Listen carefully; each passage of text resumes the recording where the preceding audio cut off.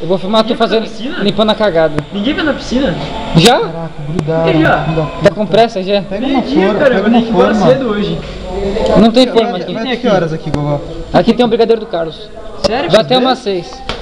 Deixa eu ver. Faça uma sal pra falar que o meu tá melhor. Ô Carlos, tu fez duas... Ô Carlos, tu fez 2 latas também? Ah, tá. O Lucas perguntou, E o Senai vai trazer brigadeiro também, ele falou. o Lucas perguntou pra mim, 4 latas de brigadeiro tá bom? Aí eu falei, tá. Só que eu achei que era pra ele fazer, entendeu? Eu achei que era só ele. Ah. Deixa eu ver. Tá vendo? Ela tá o mesmo tamanho, cara. Ah, tá bom.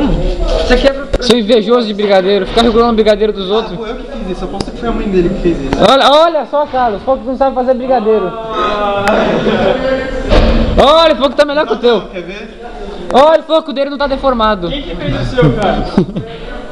Ah, viu? Foi eu que fiz isso. Enrolador. Caramba. Quer dizer, eu enrolei pra festa junina, mas... Caramba. Que roupa festa junina, tá até hoje aí. Cara, tá bom ainda?